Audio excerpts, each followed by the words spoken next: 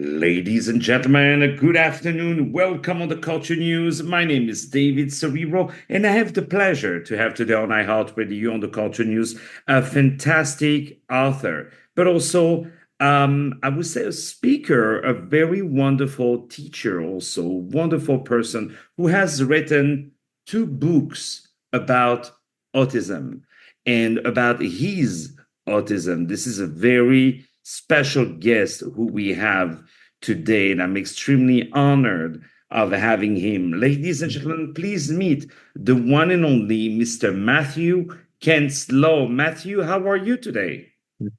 Hi, David. I'm doing good. Thank you so much for being with me today. It really means the world. So I'm really, really honored having you over the phone today. So I just want to say to spell Ken Slow, because sometimes a lot of people tell me, "Oh, we couldn't get it." So Ken Slow is Kenslow, Matthew with the double T. So I have a several questions for you. The first one, I would love to know, first of all, congratulations for all the great things that you have done. Your second book that is called Unstoppable, and indeed, you are an unstoppable person. So, talking about that, what are some of the challenges you face as a person with autism, if I may ask you?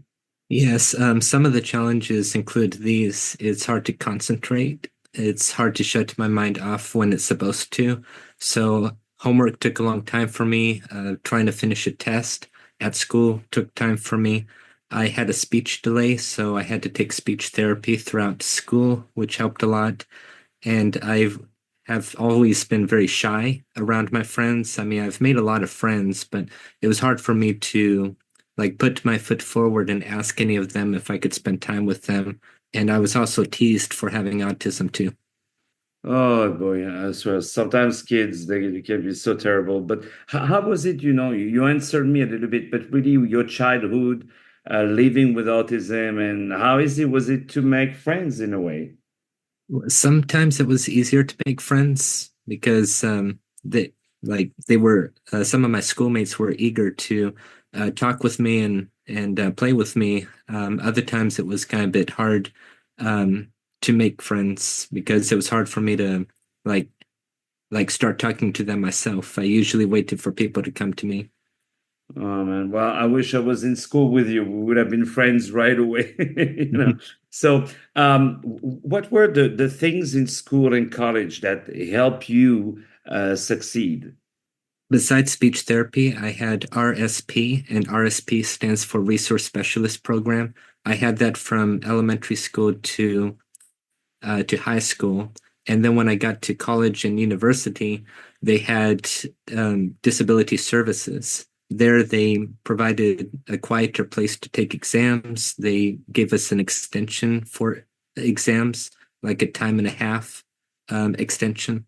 Wow. Well, you're so courageous. So then I'm fast forwarding to your first book, which was really a success, Juggling the Issues. How was the process for you of doing that book? I decided to write it because I wanted to tell my story from my perspective of what it's like living with autism. The process to me was easy, the writing part. The only problem was overwriting, and then the publishing process took a long time. It took like almost a couple of years, but once it got published, I was relieved. And yeah, and really was a beautiful success. And so, what made you decide to go on social media? Because you were never afraid to talk about this, and what kind of reception I would say you received from that? I decided to go on social media publicly in 2017, YouTube, and then the following, that was before my first book was published, and it was during the waiting period to from when I finished the book until it got published.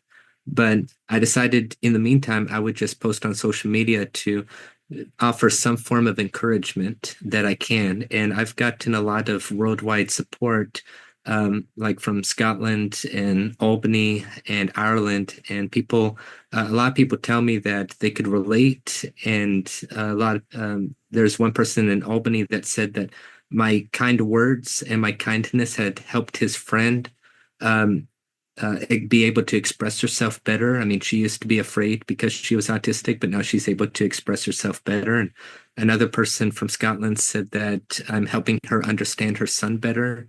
And another person said that hearing me speak gives hope for the future of his autistic son. Wow, it's so inspiring. So then I'm fast forwarding to your second book, which was absolutely wonderful, and it's called Unstoppable. So what do you hope readers to take away by reading this book, Unstoppable? My number one hope is for people to read a story about a person with autism who never gave up on his dream and ended up achieving big things. And that if I could do these things, then so can anybody, disability or not. So I guess it's for aspiring teachers, and those who may have a disability, primarily. And then beyond that, it's for anyone else. Wow, it's every time you talk, I'm always in awe of what you do. So, and now I would love to talk to you about the teaching. So, how was it like to do student teaching? What is the process of to for a student to teach, to get a credential program, to be a substitute teacher, and also what was the reception from students, parents, and staff as a substitute teacher with autism? Well, to be a substitute teacher and a student teacher, I had to apply.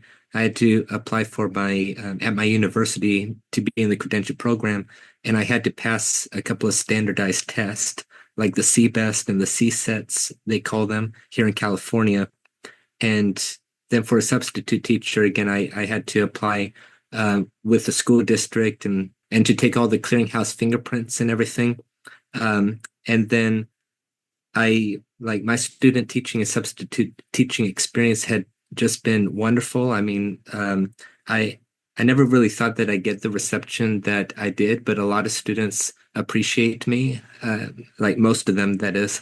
And sometimes I run into parents outside of school or, yeah, like outside of school, and they say they recognize me as the person who subbed for their son or daughter, and that I was one of their favorites. So that just means the world to me and tells me I'm on the right track. And then one person told me that I subbed for her daughter in sixth grade, and she has autism too. But because I was there for her a couple of times, she can now believe that she could do what she sets her mind to. Wow, that was so beautiful, and I'm not surprised that you are succeeding so well. So, what is one thing that you wish more people would know and understand about autism? What would you say to these people? I would just say that behind the disability, we have a heart and we have a mind, and we're capable of doing a lot of things, and that we should have a chance in life. And for those people who choose to discriminate against us, my message is like, please just give us a chance. Wow, it is so inspiring what you have said. So I could stay with you talking for hours, literally. So, but I would love just, to ask you another two questions, if I may. So I would love to know, especially you have that connection with music and you're playing piano, and I'm also originally a pianist. So how, music has helped you to navigate among your different challenges, if I may say. Music had been a catharsis for me for over 20 years, since 2004, and it's just a way for me to escape. And like if I'm bogged down in my studies or stressed about something, sometimes I practice on the keyboard or piano, and kind of it helps. And then it's part of, fulfilling my passion when I perform it in front of others. Wow, it's so beautiful. Again, this is the wonderful Matthew Kenslow, who is a phenomenal teacher, author. So please purchase his two books. He is absolutely wonderful, and he is a speaker wherever he goes. If you want to hire him, talk about autism and everything else, he is absolutely phenomenal. So, last question for you, my dear Matthew. Again, congratulations. I admire you so much, brother. You have no idea how amazing you are. Really, it's phenomenal. So what are your plans moving forward? Like, what are you hoping to see in your future?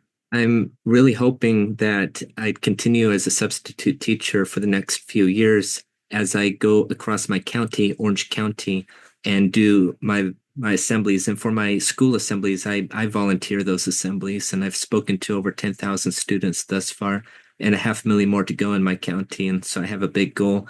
And in the meantime, again, I want to continue to sub. I'm also a math tutor on the side, and and continue to post on social media.